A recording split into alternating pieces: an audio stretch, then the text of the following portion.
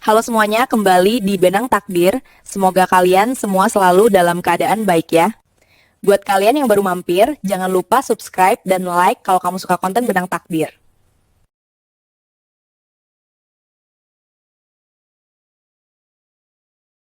Anak di kandunganku ini laki-laki.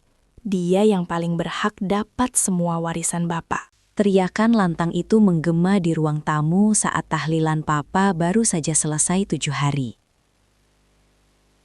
Istri muda papa berdiri dengan angkuh, mengelus perutnya yang mulai membuncit di depan mukaku. Dia nggak malu menuntut 80% aset papa. Katanya demi masa depan si putra mahkota. Tapi dia nggak tahu kalau aku sudah menyiapkan satu lembar kertas yang bakal menghancurkan hidupnya.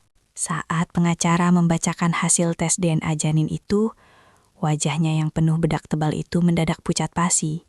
Ternyata, bayi yang dia banggakan itu bukan darah daging papa, melainkan hasil main belakang sama supir pribadi. Detik itu juga, dia ambruk pingsan di lantai, tepat di bawah foto almarhum papa yang masih terpajang. Jujur, dadaku masih sesak banget setiap kali mencium bau parfum kayu manis yang sering papa pakai. Papa itu duniaku, sosok laki-laki paling lembut yang selalu panggil aku putri kecil, meski umurku sudah 26 tahun.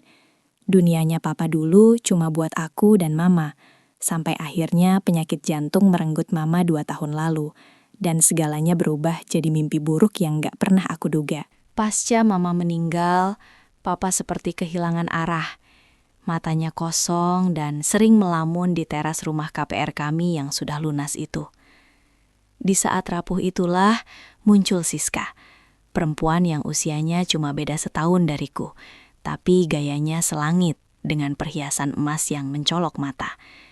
Dia masuk ke hidup papa lewat arisan kompleks, dengan wajah polosnya yang ternyata cuma topeng buat menutupi niat busuknya mengincar harta papa. Aku masih ingat jelas sore itu, saat papa bilang mau menikah lagi dengan Siska, karena merasa kesepian. Rasanya duniaku runtuh seketika. Aku cuma bisa diam, menahan air mata yang mendesak keluar sambil meremas ujung bajuku sampai lecek. Gak mau dicap anak durhaka karena melarang papa bahagia. Akhirnya mereka menikah siri. Dan sejak hari itu, rumah yang dulunya hangat berubah jadi dingin. Karena Siska mulai mengatur segalanya seperti ratu di istana sendiri. Siska ini tipikal orang yang haus validasi. Setiap sudut rumah dipenuhi foto selfie-nya yang pakai barang-barang branded, hasil gesek kartu kredit papa. Kulitnya yang kuning langsat itu selalu dipoles makeup tebal, bahkan saat cuma di rumah saja, seolah-olah dia takut wajah aslinya ketahuan orang lain. Dia sering banget pamer ke tetangga julid di grup WhatsApp kompleks kalau dia adalah istri kesayangan yang sebentar lagi bakal menguasai semua aset papa. Beberapa bulan kemudian, kabar duka itu datang lagi. Papa pergi untuk selamanya karena serangan jantung mendadak di kantornya. Aku merasa nyawaku ikut tercabut, menangis meraung-raung di samping jenazah papa, sampai mataku bengkak dan suaraku habis gak bersisa.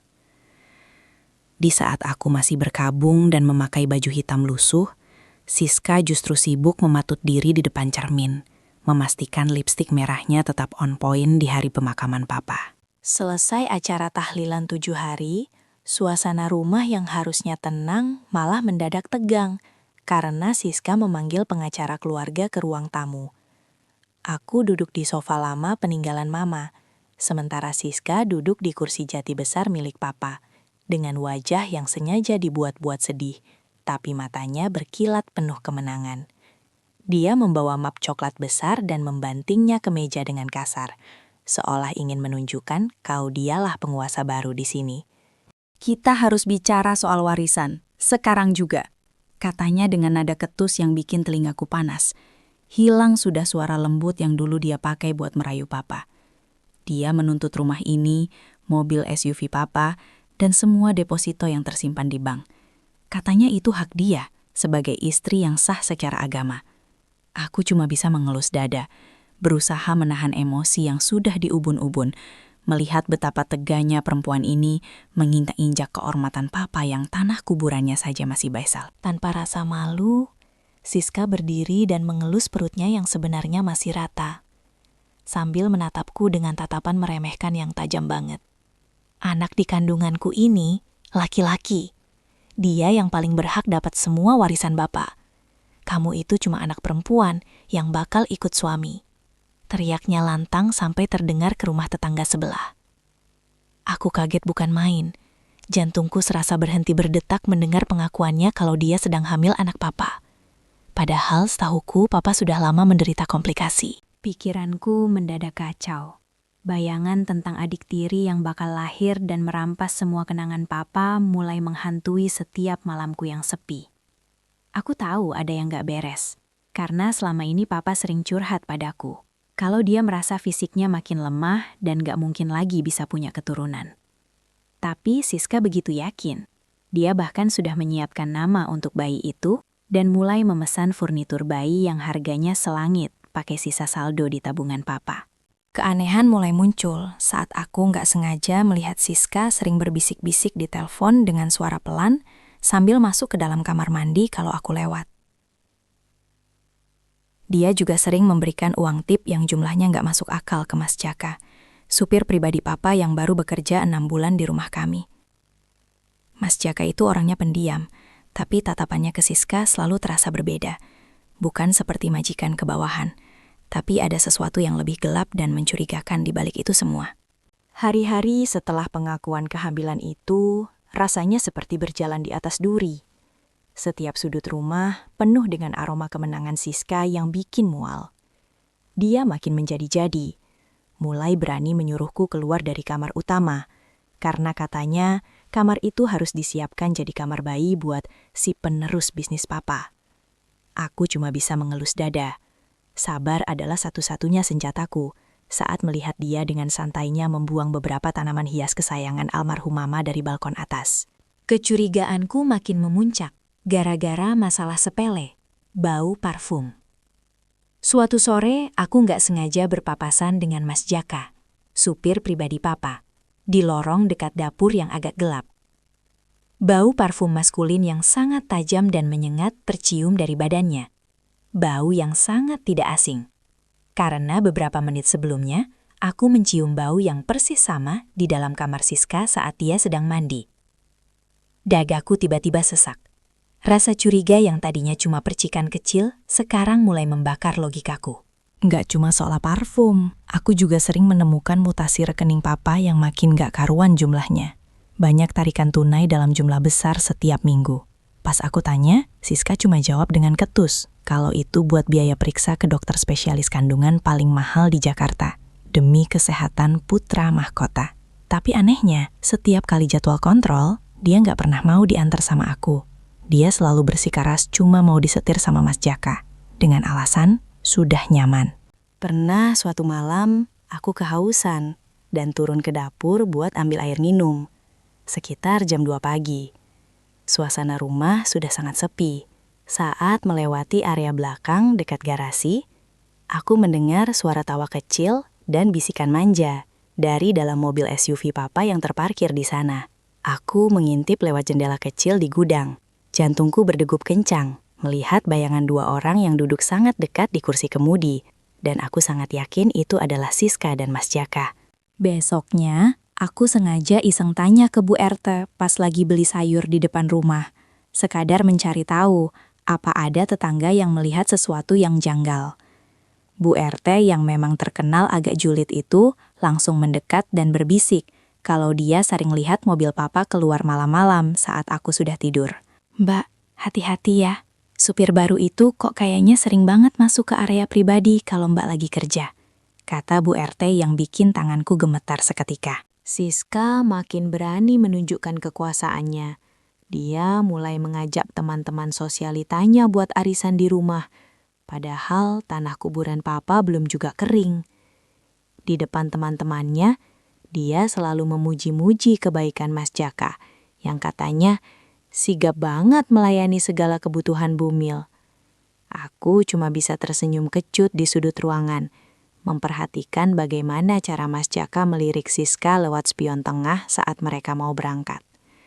Ada sorot mata kepemilikan di sana. Masalah makin besar saat pengacara papa datang lagi, membawa rincian utang kartu kredit yang membengkak sampai ratusan juta rupiah hanya dalam sebulan.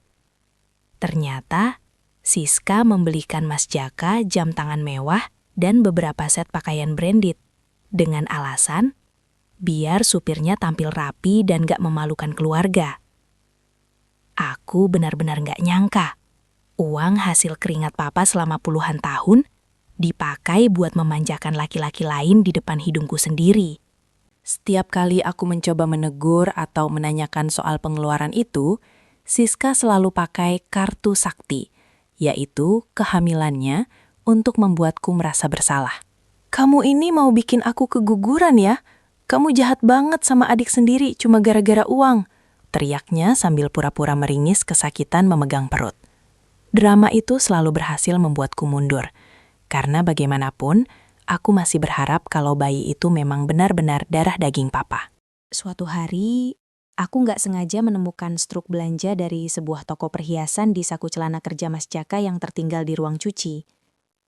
Di struk itu, tertera pembelian kalung emas dengan liontin inisial S, dan nominalnya hampir setara dengan gajinya selama setahun penuh. Logikaku berputar cepat.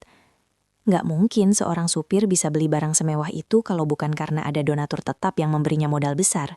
Puncaknya adalah saat aku menemukan tespek lama di tempat sampah kamar mandi bawah, yang sebenarnya jarang dipakai orang rumah. Di sana tertulis tanggal yang sangat aneh. Tanggal di mana papa sebenarnya sedang dirawat intensif di rumah sakit, dan gak mungkin terjadi kontak apapun.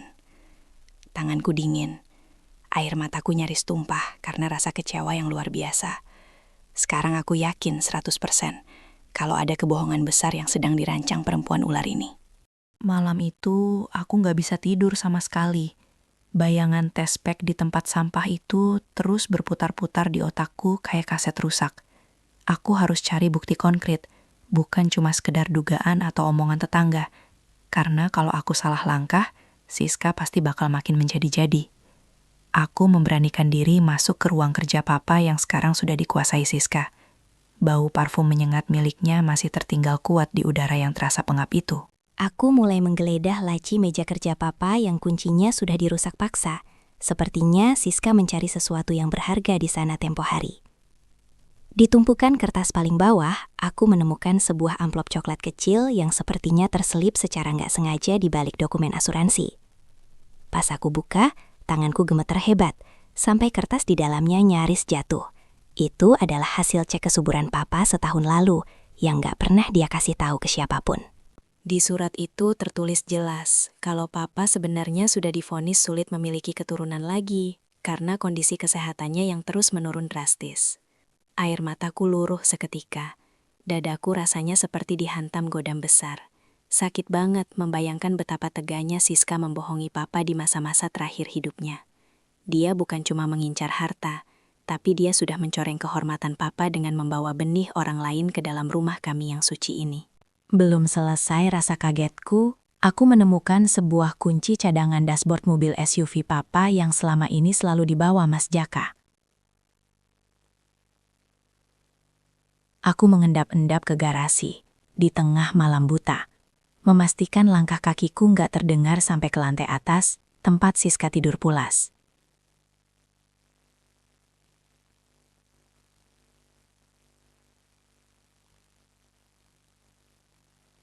Dengan tangan yang masih dingin, aku buka laci dashboard itu, dan menemukan sebuah map plastik transparan, yang disembunyikan di balik buku manual kendaraan. Isinya bikin aku nyaris teriak kalau nggak buru-buru menutup mulut dengan tangan. Ada foto-foto mesra Siska dan Mas Jaka di sebuah villa di puncak. Di sana mereka nggak terlihat seperti majikan dan supir, tapi lebih seperti pasangan kekasih yang sedang dimabuk asmara tanpa beban sedikit pun. Ada juga kwitansi pembayaran hotel atas nama Siska, tapi untuk 2 orang tamu. Di tanggal yang sama saat aku sedang dinas luar kota bulan lalu. Rasa mual langsung naik ke tenggorokan. Aku merasa dikhianati di rumahku sendiri, oleh orang yang papa percaya untuk menjaganya. Aku juga menemukan selembar kertas catatan kecil tulisan tangan Siska yang berisi rencana dia untuk menyingkirkan aku setelah bayi itu lahir. Dia menuliskan skenario kalau aku bakal dituduh melakukan kekerasan pada ibu hamil supaya aku bisa diusir dari rumah warisan papa tanpa membawa apapun. Nggak berhenti di situ. Aku mengambil HP cadangan papa yang ternyata masih aktif dan tertinggal di laci dashboard. Mungkin Mas Jaka lupa kalau HP itu ada di sana. Aku mencoba membuka chat WhatsApp-nya, dan beruntung polanya masih sama dengan pola HP lama papa yang sering aku bantu setting.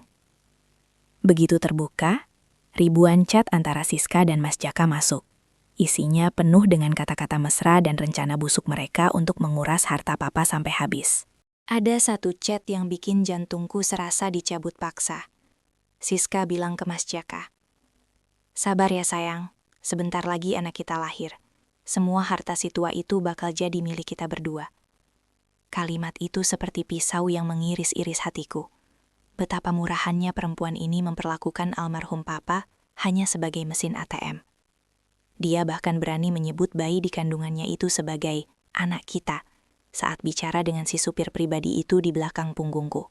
Aku langsung memotret semua bukti itu pakai HP-ku. Tanganku gemetar hebat, tapi aku berusaha tetap tenang supaya hasilnya nggak blur.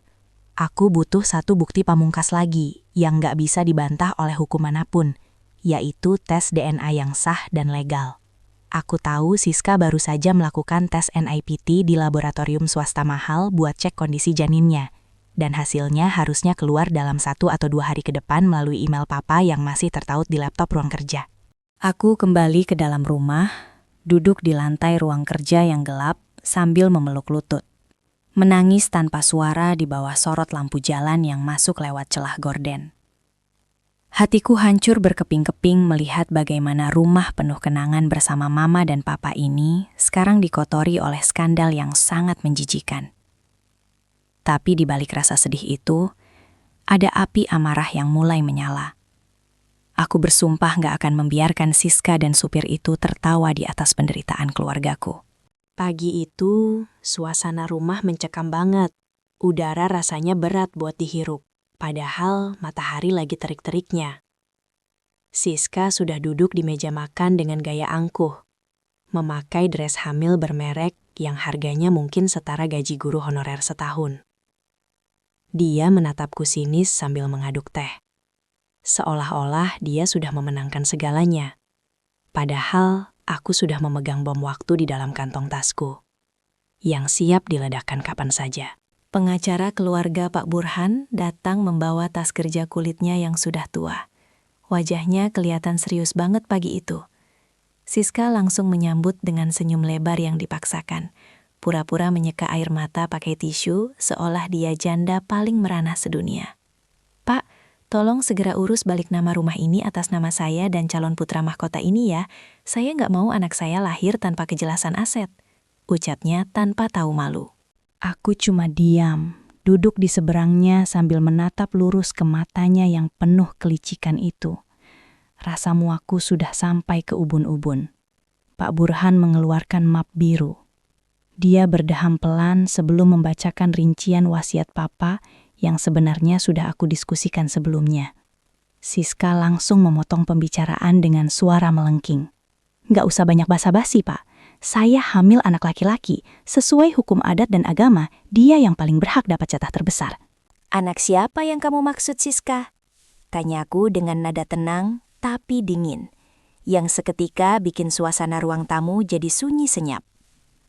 Siska melotot. Wajahnya yang penuh makeup itu mendadak merah padam. Dia berdiri sambil menggebrak meja makan sampai gelas tehnya terguling. "Maksud kamu apa? Kamu mau nuduh aku macam-macam? Ini anak papa kamu. Jangan kurang ajar ya. Aku ini ibu tiri kamu," teriaknya sambil menunjuk-nunjuk mukaku. Di saat itulah, Mas Jaka yang biasanya cuma nunggu di teras, tiba-tiba masuk ke ruang tamu dengan alasan mau membawakan air minum tambahan. Aku bisa melihat tatapan matanya yang gelisah. Dia terus-terusan melirik ke arah Siska, seolah memberikan kode untuk tetap tenang. Mas Jaka Mending kamu berdiri di sana saja, karena sebentar lagi kamu juga bakal punya peran penting di percakapan ini. Kataku sambil tersenyum tipis yang bikin dia seketika pucat. Pak Burhan kemudian mengeluarkan amplop putih bersih bertanda segel laboratorium resmi yang baru saja aku jemput pagi-pagi sekali secara rahasia. Siska mencoba merebut amplop itu, tapi Pak Burhan dengan sigap menjauhkannya, memberinya isyarat untuk duduk kembali di kursinya.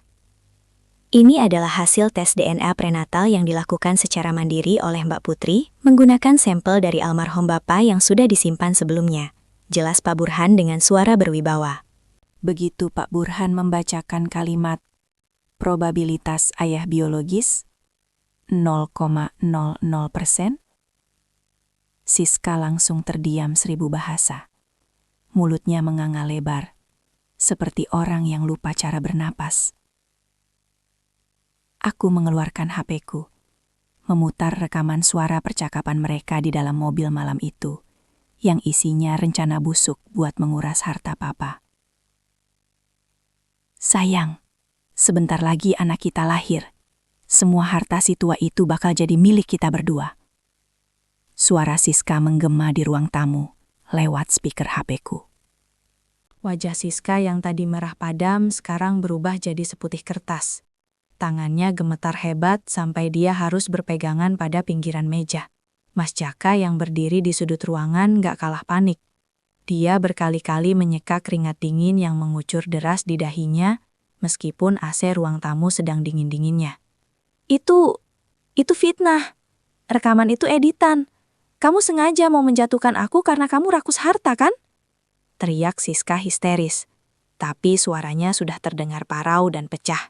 Aku berdiri, mendekat ke arahnya, lalu melemparkan foto-foto mesra dia dengan Mas Jaka di Villa Puncak tepat ke hadapannya.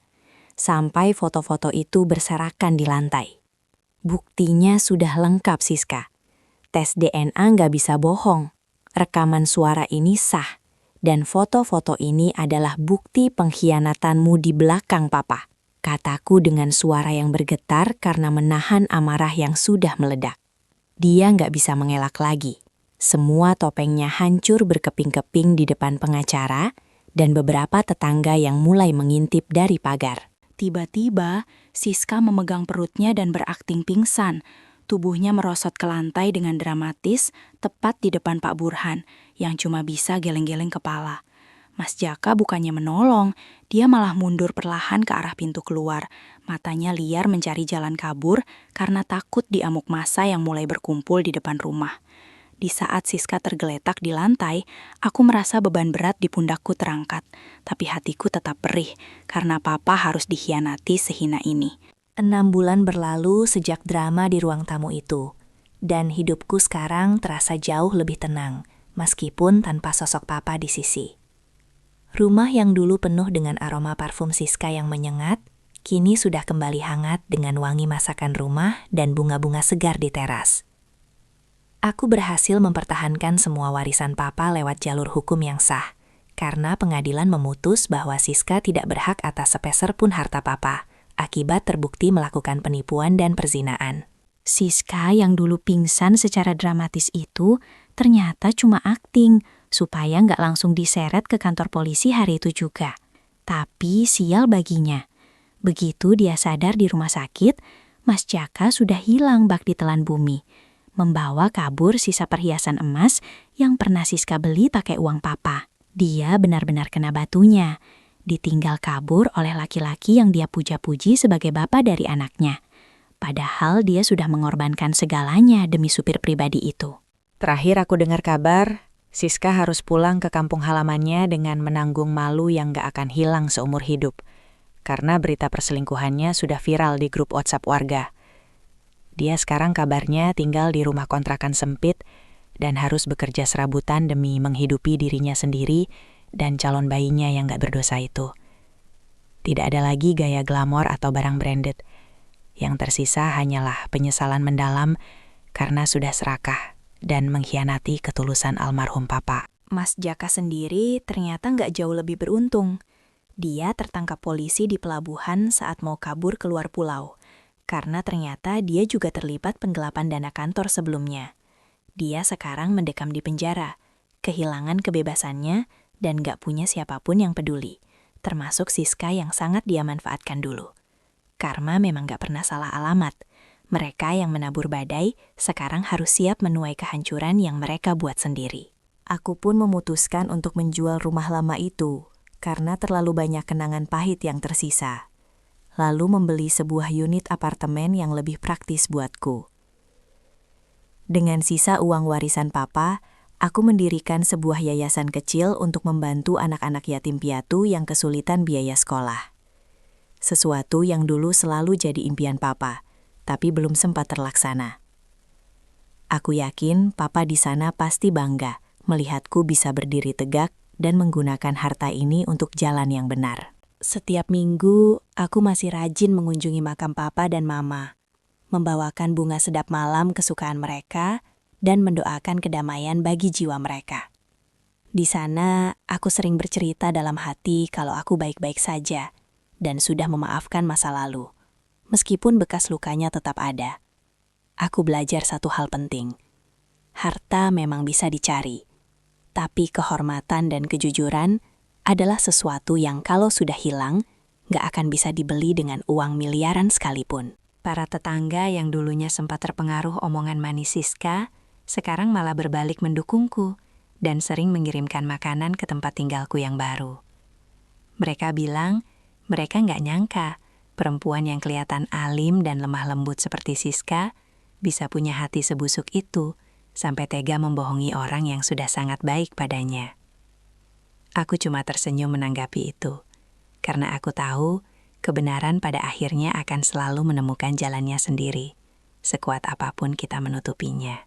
Kini, aku fokus mengembangkan bisnis kecil-kecilan di bidang desain interior yang dulu sempat tertunda karena aku sibuk mengurus papa yang sakit. Bekerja dengan hasil keringat sendiri rasanya jauh lebih nikmat dan berkah daripada harus berebut harta yang bukan hak kita dengan cara yang kotor. Aku merasa lebih hidup sekarang. Setiap pagi bangun dengan hati yang ringan, tanpa ada beban rahasia atau rasa takut akan ketahuan orang lain. Melihat Siska sekarang, seperti melihat cermin dari keserakahan manusia yang nggak pernah ada habisnya kalau dituruti terus-menerus. Dia punya kesempatan untuk hidup enak sebagai istri papa, tapi dia malah memilih jalan pintas yang justru menghancurkan masa depannya sendiri. Semoga bayi yang lahir nanti nggak perlu menanggung beban kesalahan ibunya dan bisa tumbuh jadi orang yang lebih baik daripada kedua orang tua biologisnya. Pesan moral dari ceritaku ini sederhana saja. Jangan pernah mencoba membangun kebahagiaan di atas penderitaan orang lain, apalagi dengan cara menipu. Karena apapun yang kamu ambil dengan cara yang tidak benar, pasti akan kembali diambil darimu dengan cara yang jauh lebih menyakitkan. Kejujuran mungkin terasa berat di awal, tapi itulah satu-satunya jalan menuju ketenangan hidup yang sesungguhnya.